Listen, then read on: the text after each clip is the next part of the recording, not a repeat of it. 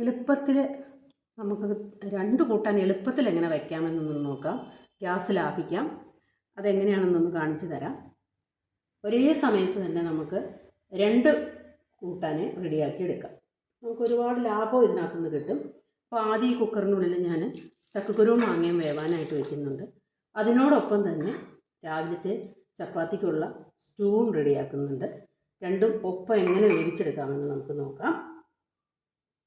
ആവശ്യത്തിന് ഉപ്പുള്ള ഉപ്പും മഞ്ഞൾപ്പൊടിയും ഇട്ട്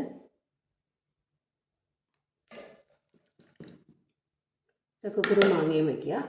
അതോടൊപ്പം തന്നെ കുക്കറിനുള്ളിൽ ഒരു ചോറ്റുപാത്രത്തിനകത്ത് ഇതുപോലെ സ്റ്റൂവിനുള്ള സാധനവും റെഡിയാക്കി നന്നായി പാത്രം കഴുകി ഈ ചക്കക്കുരു മാങ്ങയും വേവുന്നതിൻ്റെ ഒപ്പം തന്നെ ഇതും കൂടി വയ്ക്കുക.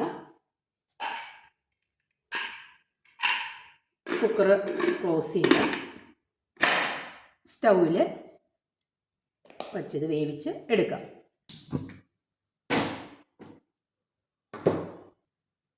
എടുത്തതിന് ശേഷം കാണിച്ചു തരാം നിങ്ങൾക്ക്.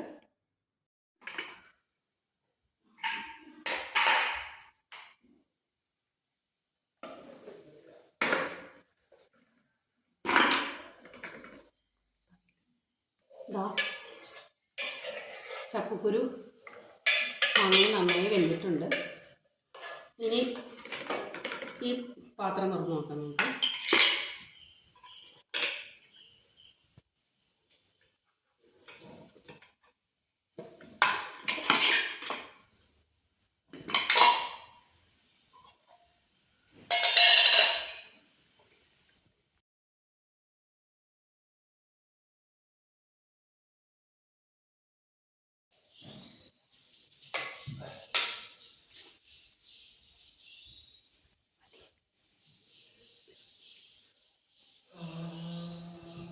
ഉരുളക്കിഴങ്ങ് നന്നായി വെന്തിട്ടുണ്ട്.